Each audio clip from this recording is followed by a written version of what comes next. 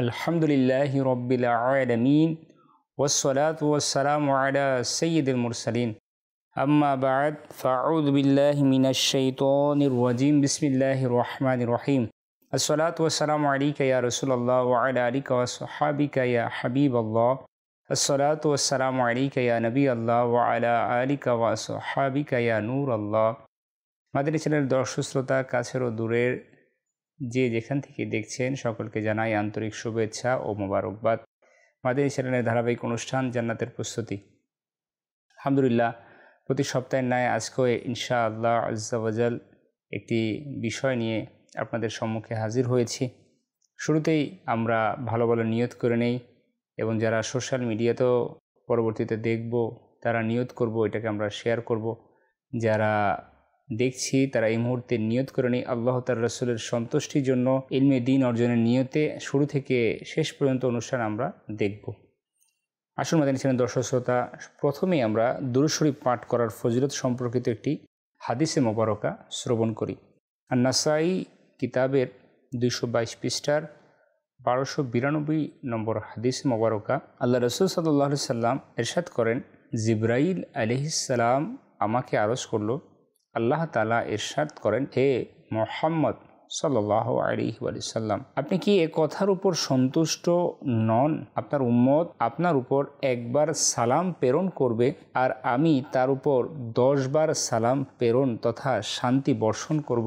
সুবহানাল্লাহ। আমাদের দর্শক শ্রোতা, কত দয়া প্রাপ্ত আমরা আমাদের আকা করিম সাল্লাল্লাহু আলাইহি সাল্লামের সাদকায় যে আল্লাহ সুবহানাহু ওয়া তাআলা তার হাবিবের সাদকায় আমাদেরকে সালাম অর্থাৎ রহমত বর্ষণ করেন, কিন্তু উসিলা হচ্ছে হাবিব করিম সাল্লাল্লাহু আলাইহি সাল্লামের দুরূদ শরীফ পাঠ করার মাধ্যমে। আসুন না আমরা প্রতিটা মুহূর্তকে আল্লাহর রহমতের বর্ষণের মাধ্যমে আমরা নিজেদেরকে একটু সৌভাগ্যবান করে নিই দুরূদ শরীফ পাঠ করার মাধ্যমে। সাল্লু আলাল হাবিব সাল্লাল্লাহু তাআলা আলা মুহাম্মদ সাল্লাল্লাহু তাআলা আলাইহি ওয়াসাল্লাম। নিয়মিতভাবে আমরা যেভাবে অনুষ্ঠানকে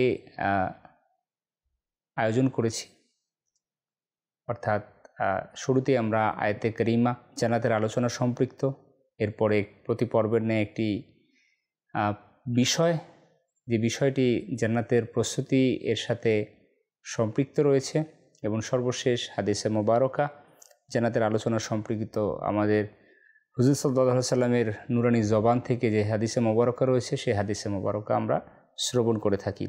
আসুন শুরুতে আমরা আয়াতে কারিমা জান্নাতের আলোচনা সম্পৃক্ত একটি আয়াতে মোবারকার অনুবাদ আমরা শ্রবণ করি। সূরা আন-নাহলের 97 নম্বর আয়াত, আল্লাহ সুবহানাহু ওয়া তাআলা ইরশাদ করেন যে সৎকর্ম করে পুরুষ হোক কিংবা নারী এবং হয় মুসলমান, তবে অবশ্যই আমি তাকে উত্তম জীবনে জীবিত রাখব এবং অবশ্যই তাদেরকে তাদের কর্মের পুরস্কার দেব যা তাদের সর্বাপেক্ষা উত্তম কর্মের উপযোগী হয়। সুবহানাল্লাহ। আমাদের দর্শক শ্রোতা, আমি আপনি যেই হই না কেন, মুসলমান রয়েছে আলহামদুলিল্লাহ, নারী পুরুষ কাউকে আল্লাহ তাআলা মাহরুম করবে না। যারা ঈমান নিয়ে মরতে পারবে, উত্তম জীবন পরিচালনা করে, আল্লাহ সুবহানাহু ওয়া তাআলা তাদের কর্মের পুরস্কার দেবেন। আর পুরস্কারের আলা পুরস্কার তো হচ্ছে জান্নাতুল ফেরদৌসে হুজুর সাল্লাল্লাহু আলাইহি সাল্লামের প্রতিবেশী হওয়া। আল্লাহ সুবহানাহু ওয়া তাআলা আমাদেরকে উত্তম জীবনে জীবিত রাখার আল্লাহ তাআলার দয়া আমাদেরকে দান করুক এবং আল্লাহ তাআলার যে পুরস্কারের ওয়াদা রয়েছে সেটাও আমাদেরকে আল্লাহ তাআলা পাওয়ার তৌফিক দান করুক। আমাদের দর্শক শ্রোতা, আজকে আমরা যে বিষয়টি রেখেছি ধারাবাহিকভাবে, যেহেতু আমরা হুজুর সাল্লাল্লাহু আলাইহি সাল্লামের সাথে সম্পৃক্ত যে বিষয়গুলো একজন মুসলমানের ঈমানকে পরিপূর্ণ করে, একজন মুসলমানকে প্রকৃত ঈমানদার হিসেবে সে নিজেকে আখ্যায়িত করতে পারে, সে বিষয়গুলোকে আমরা নিয়ে আসার চেষ্টা করছি। গত পর্বে আমরা বিষয় শুনেছিলাম হুজুর সাল্লাল্লাহু আলাইহি সাল্লামের পিতামাতা জান্নাতি, খুবই গুরুত্বপূর্ণ বিষয় ছিল। আজকের যে বিষয়টি, এই বিষয়টিও একটি আকায়েদের বিষয় এবং খুবই গুরুত্বপূর্ণ বিষয়। যেহেতু আমাদের সংক্ষিপ্ত সময়ের মধ্যে আমরা চেষ্টা করি মূল বিষয়গুলোকে সহজ ভাষায়, যাতে করে আপনারা বুঝতে যাতে কোনো চিন্তার মধ্যে পড়তে না হয় সেভাবে বলার চেষ্টা করি আল্লাহ তাআলার দয়ায়। তো আজকের যে বিষয়টি সেটি হচ্ছে হুজুর সাল্লাল্লাহু আলাইহি সাল্লামের ইলমে গায়েব। আমাদের ছেলেদের শ্রোতা, ইলমে গায়েব হচ্ছে অদৃশ্যের সংবাদ। এই বিষয়টি আমাদেরকে ঈমান রাখতে হবে যে হুজুর সাল্লাল্লাহু আলাইহি সাল্লামকে আল্লাহ সুবহানাহু ওয়া তাআলা ইলমে গায়েবের যে শক্তি, যে ক্ষমতা, সেটি আল্লাহ তাআলা তার হাবিবকে, তার মাহবুবকে প্রদান করেছেন। একটি বিষয় আল্লাহ তাআলা, এটা আমাদেরকে ঈমান স্পষ্ট রাখতে হবে যে আল্লাহ তাআলা আলিমুল গায়ব ওয়াশ শাহাদা হওয়ার ব্যাপারে এতে কোনো সন্দেহ নেই। আল্লাহ তাআলার ইলমে গায়েব এটা সত্তাগত। শিরক তখন হবে যখন আমরা আল্লাহ তাআলার সাথে কোনো বিষয়কে আল্লাহ তাআলার সৃষ্টির সাথে সমকক্ষ করব। অর্থাৎ আল্লাহ তাআলার যে গুণ, সৃষ্টির কোনো বস্তু অথবা ব্যক্তি, কোনো কিছুকে আমরা সেই গুণে গুণান্বিত করব। আল্লাহ তাআলাকে সমকক্ষ জেনে তাকে আমরা মানব, এই বিষয়গুলোকে শিরকের পর্যায়ে নিয়ে যায়। ইলমে গায়েব যে বিষয়টি রয়েছে, সহজ ভাষায় আমরা এটা জেনে নিই যে আল্লাহ সুবহানাহু ওয়া তাআলার যে ইলমে গায়েব, এটা হচ্ছে আল্লাহ তাআলার সত্তাগত, যেটা শাশ্বত ও চিরন্তন। আর পক্ষান্তরে আম্বিয়ায়ে কেরাম আলাইহিমুসসালাম ও আউলিয়াগণ রহিমাহুমুল্লাহুস-সালাম যারা রয়েছেন, এদের যে ইলমে গায়েব, এটা আল্লাহ তাআলার প্রদত্ত। পাশাপাশি এটাও আমাদেরকে জেনে রাখতে হবে এটা শাশ্বত চিরন্তন না। আমাদের যে দর্শক শ্রোতা, যখন থেকে তাদেরকে আল্লাহ তাআলা জানিয়ে দিয়েছেন তখন থেকে জানেন, এবং যতটুকু আল্লাহ সুবহানাহু ওয়া তাআলা জানিয়ে দিয়েছেন ততটুকুই তারা জানেন। তার জানিয়ে দেওয়া ব্যতীত এক বিন্দু ইলমের, জ্ঞানের মালিক তারা নন। সে আম্বিয়া আলাইহিস সালাম হোক, নবী ও রাসূল হোক, আল্লাহ তাআলার প্রিয় ভাজন আউলিয়া ইকরাম হোক, যে মর্যাদা সম্পন্নই হোক, আল্লাহ সুবহানাহু ওয়া তাআলা যতটুকু তাদের উপর দয়া করে জানিয়েছেন তারা ততটুকুই জানেন, এর এক বিন্দু বেশি তারা জানেন না। এখন একটা বিষয় আমাদের অন্তরের মধ্যে কুমন্ত্রণা আসতে পারে যে আল্লাহ তাআলা যখন বলেই দিলেন তখন গায়েবের তো আর কিছুই থাকলো না। এটার জবাব যদি আমরা কোরআনুল কারীম থেকে দেখি তবে এটা আমরা জানতে পারি যে নবীর গায়েবকে, ইলমে গায়েবকে গায়েবী আল্লাহ তাআলা বলে উল্লেখ করেছেন। এখন কথা হচ্ছে যে কতটুকু ইলমে গায়েব পেয়েছেন। এখন কথা হচ্ছে যে কতটুকু ইলমে গায়েব পেয়েছেন সে বিষয়টি অবশ্যই দাতাই অর্থাৎ আল্লাহ তাআলাই জানেন, আর গ্রহীতা হুজুর সাল্লাল্লাহু আলাইহি সাল্লামই জানেন। আমাদের এখানে দর্শক শ্রোতা, নবী যে শব্দটি, এই শব্দটির অর্থই হচ্ছে অদৃশ্যের সংবাদদাতা। আল্লাহ সুবহানাহু ওয়া তাআলা কোরআনুল কারীমের 30 পারা সূরা তাকবীরের 24 নম্বর আয়াতে ইরশাদ করেন, বিসমিল্লাহির রহমানির রহিম, ওমা হুয়া আলাল গায়বি বিদনীন। কানজুল ঈমান থেকে অনুবাদ, আর এ নবী অদৃশ্য বিষয় বর্ণনার ব্যাপারে কৃপণ নন। সুবহানাল্লাহ। উক্ত আয়াতের টিকায় তাফসিরে খাজানে উল্লেখ রয়েছে, উদ্দেশ্য হচ্ছে মদিনার তাজদার হুজুর সাল্লাল্লাহু আলাইহি সাল্লামের নিকট ইলমে গায়েব আসলে তখন তোমাদের কাছে সে বিষয়ে কার্পণ্য করেন না, বরং তিনি তোমাদের নিকট তা প্রকাশ করেন। তাফসিরে খাজানের মধ্যে এই বিষয়টি উল্লেখ করা হয়েছে। এই আয়াতের তাফসির থেকে বোঝা যায় যে আল্লাহর মাহবুব সাল্লাল্লাহু আলাইহি সাল্লাম মানুষের কাছে ইলমে গায়েব বলেন, আর এই কথা সত্য যে বলবেন তো তাই যা নিজেও জানেন। আমাদের নিচের দর্শক শ্রোতা, আল্লাহ সুবহানাহু ওয়া তাআলা কোরআনুল কারীমের মধ্যে আয়াতে মুবারকার মাধ্যমে তিনি স্পষ্ট করেছেন, তিনি যাকে চান তিনি ইলমে গায়েবের যে ক্ষমতা সেটা তিনি তাকে প্রদান করেন তার নবী ও রাসূলগণের মধ্য থেকে। স্পষ্টভাবে যদি আমরা দেখি, হযরত ঈসা আলাইহিস সালাতু ওয়াস সালাম, ইনার ব্যাপারেও আয়াতে মুবারকা রয়েছে যেখানে স্পষ্ট হয় আল্লাহ সুবহানাহু ওয়া তাআলা তাকেও এই ক্ষমতা দান করেছেন। তো এখন ঈসা আলাইহিস সালাতু ওয়াস সালাম তিনি তো সেই সত্তা যিনি আমার নবীর উপর কুরবান রয়েছেন। তো তিনি তো আমার নবী করিম সাল্লাল্লাহু আলাইহি সাল্লাম এর উম্মত হওয়ার আকাঙ্ক্ষা করেছেন এবং উম্মত হয়ে দুনিয়াতে আসবেন। তো তার শান যদি এই হয়, তার আমার নবীর শান কতটুকু হবে? এটা তো আমাদের সাধারণ চিন্তার মধ্যে চলে আসার কথা। আমাদের যে দর্শক শ্রোতা, আল্লাহ রাসূল সাল্লাল্লাহু আলাইহি সাল্লাম থেকে কোনো জিনিস গোপন নন, এটা আল্লাহ তাআলার দয়ায়।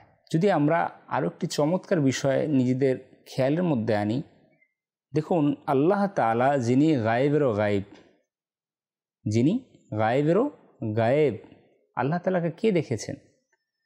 তো হুজুর সাল্লাল্লাহু আলাইহি সাল্লাম সেই আল্লাহ তাআলার বিষয়ে আমাদেরকে জানিয়েছেন যে আল্লাহ তাআলা রয়েছেন, আল্লাহ তাআলা এক।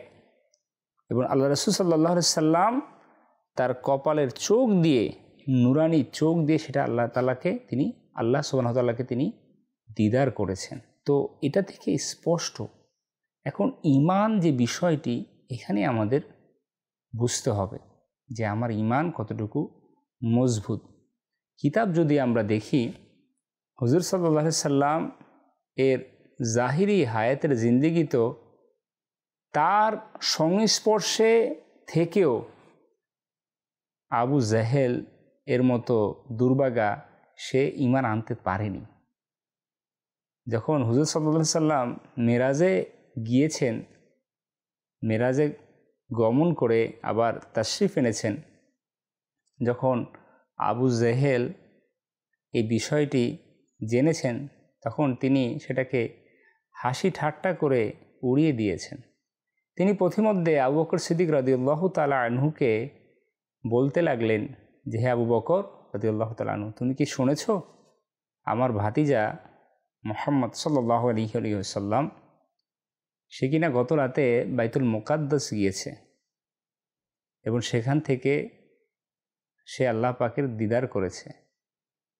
সপ্ত আসমান থেকে, আরশ আজিম থেকে তিনি আল্লাহ তাআলার আরও ঊর্ধ্বগমনে গিয়ে আল্লাহ পাকের দিদার করেছেন। যখন আবু বকর রাদিয়াল্লাহু তাআলা আনহুকে এভাবে তিনি হাসি ঠাট্টার সাথে এই বিষয়টিকে নেতিবাচক চিন্তায় তিনি আখ্যায়িত করতে লাগলেন, তিনি মনে করেছিলেন যে আবু বকর তার সাথে একমত পোষণ করবেন।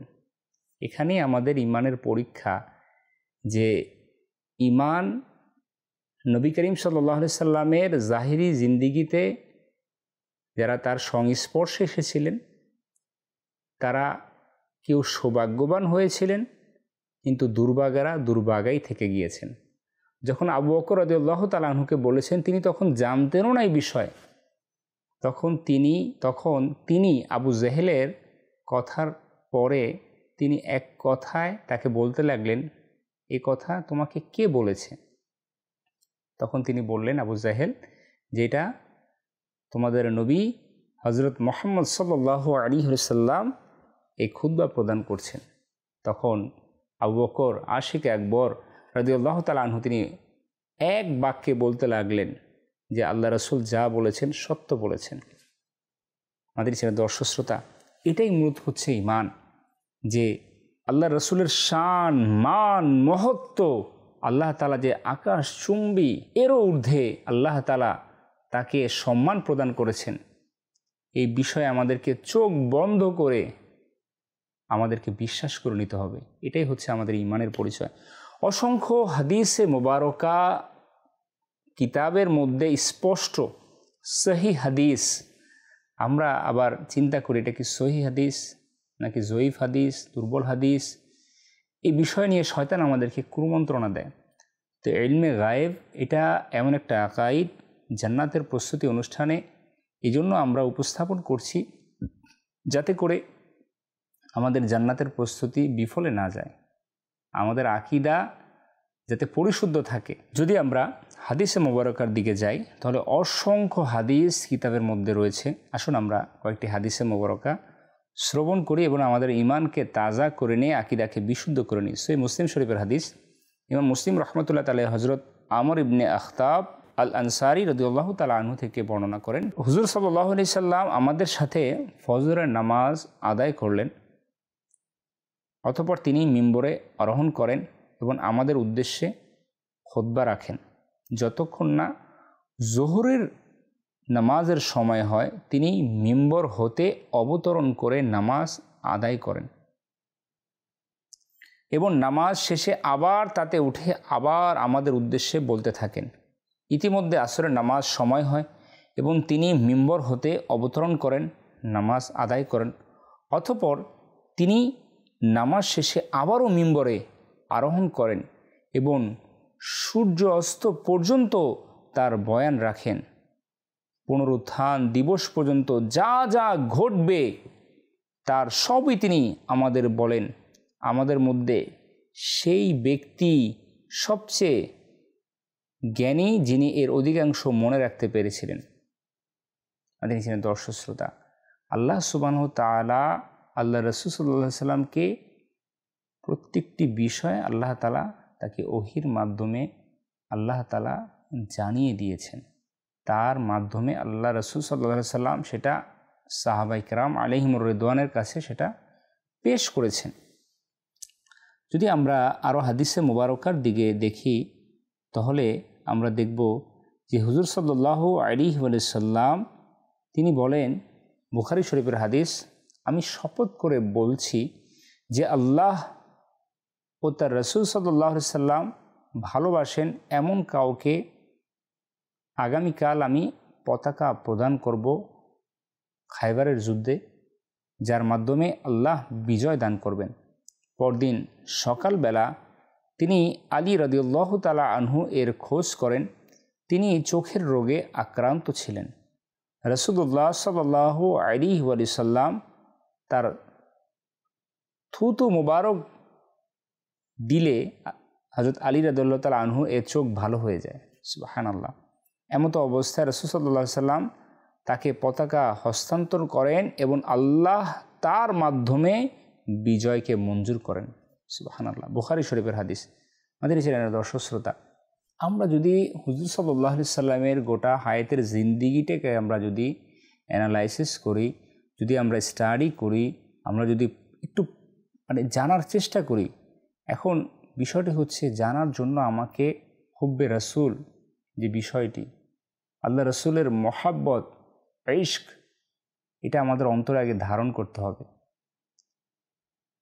কোরআনুল কারীম আল্লাহ তাআলা নাজিল করেছেন আমাদের হেদায়েতের জন্য। আল্লাহ তাআলা আবার নিজেই স্বয়ং কোরআনুল কারীমের মধ্যে এটা স্পষ্ট করেছেন, এই কোরআন পড়ে কারো হেদায়েত হবে, এই কোরআন পড়ে আবার কেউ হেদায়েত প্রাপ্ত হবে না। তো এখন আমরা তখনই ঈমানকে সুরক্ষিত রাখতে পারবো যখনই আমরা প্রত্যেকটা বিষয় ইশকে রাসূল অন্তরে ধারণ করে আমরা চলতে পারবো। না হলে আবু জাহেলের মতো দুর্ভাগা যেভাবে আল্লাহ তাআলার লানতপ্রাপ্ত হয়েছিল, আল্লাহ তাআলার পানা, তাহলে আমাদেরকেও বদ আকীদা রাখার কারণে আমাদেরকে সেই কাতারে দাঁড়াতে হবে। আমাদের ছিলেন দর্শক শ্রোতা, হুজুর করিম সাল্লাল্লাহু আলাইহি সাল্লাম খোদ নিজে সাহাবায়ে কেরামকে সময়ে সময়ে তিনি তার খুতবার মাধ্যমে, তিনি তার কার্যক্রমের মাধ্যমে তিনি সাহাবায়ে কেরাম আলাইহিম রিদওয়ানকে এই আকীদায় বিশ্বাসে বিশ্বস্ত করেছেন। ইলমে গায়েবের আল্লাহ তাআলার পক্ষ থেকে আল্লাহর হাবিবকে যে ক্ষমতা দেওয়া হয়েছিল। বুখারী শরীফের হাদিস এটাও পাওয়া যায়, হুজুর সাল্লাল্লাহু আলাইহি সাল্লাম একবার নামাজের পরে তিনি এটা বলেন যে কাতার, বুখারী শরীফের হাদিসের মধ্যে এটাও পাওয়া যায়, হুজুর সাল্লাল্লাহু আলাইহি সাল্লাম নামাজে জামাতে দাঁড়ানোর পূর্বে তিনি এটা বলেন, বুখারী শরীফের হাদিস এবং মুসনাদ আহমদের মধ্যে এসেছে, কাতার সোজা করে দাঁড়াও কারণ আমি পিছনেও দেখি। সুবহানাল্লাহ।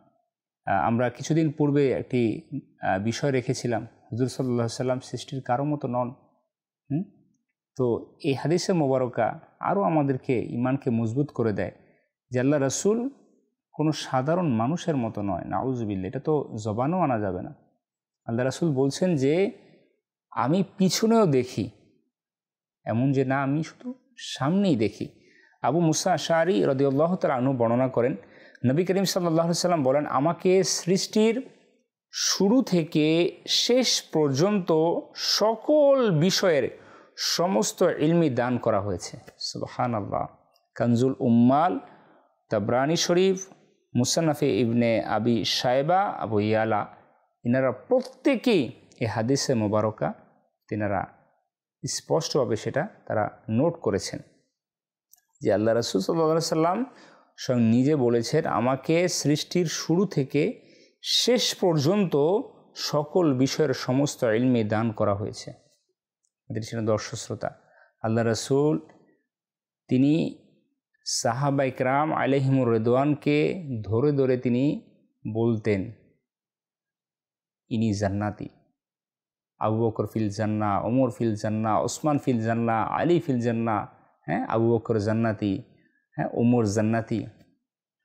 এটা কিভাবে আল্লাহ রাসূলের পক্ষে সম্ভব হলো? এটা তো অদৃশ্যের সংবাদ, এখন তো জান্নাত জাহান্নামের ফয়সালাও হলো না। এটা আল্লাহ তাআলার দয়া, আল্লাহর হাবিবের প্রতি, আল্লাহর মাহবুবের প্রতি। কারণ আল্লাহ তাআলা তো বলেছেনই, শুধু আমরা একটি আয়াত দেখি, এর সাথে সম্পৃক্ত যে আরও আয়াতে মোবারকা রয়েছে, একটি আয়াতকে দেখে আমরা একটি আকীদাকে পোষণ করতে পারবো না।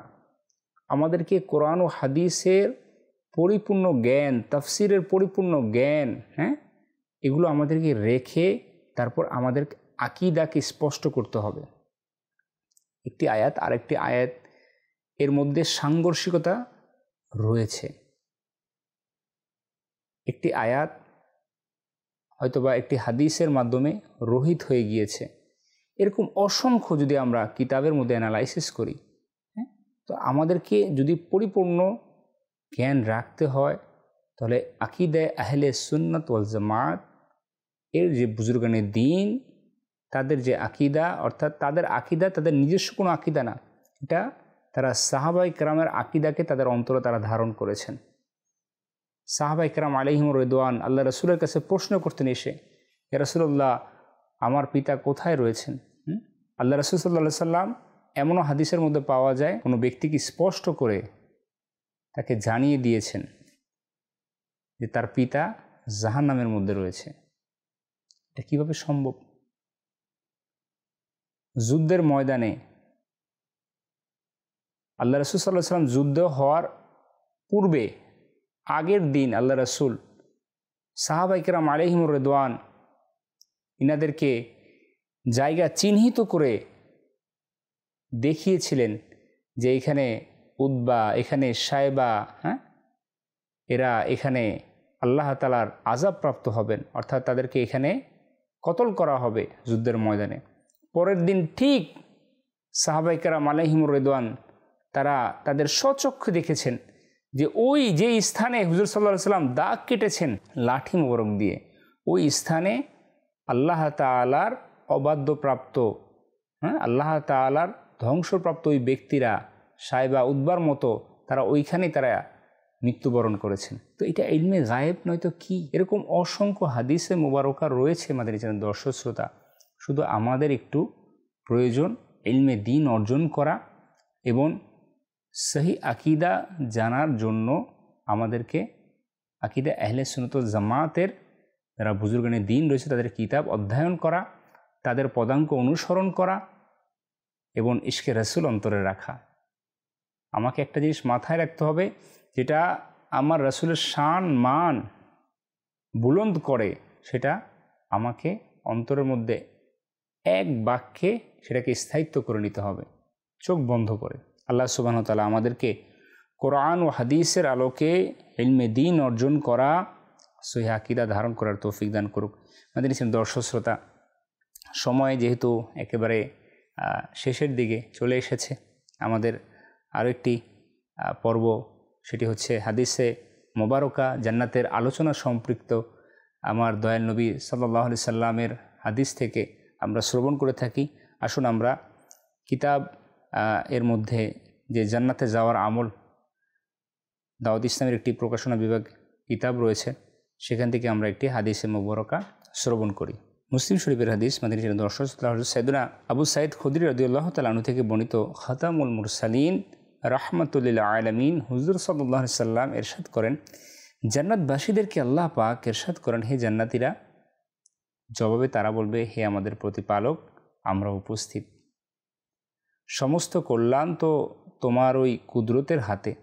আল্লাহ পাক ইরশাদ করবেন, তোমরা সন্তুষ্ট আছো তো? তারা উত্তর দেবে, হে আমাদের প্রতিপালক, আমরা কেন অসন্তুষ্ট হব যে তুমি তো আমাদেরকে সেসব নেয়ামত দান করেছ যা তোমার সৃষ্টি জগতের জন্য, সৃষ্টি জগতের অন্য কাউকে দান করনি। আল্লাহ পাক ইরশাদ করবেন, শোনো, আমি তোমাদেরকে এর চেয়েও উত্তম নেয়ামত দান করছি। তারা বলবে, এর চেয়ে উত্তম বস্তু কি হতে পারে? সুবহানাল্লাহ।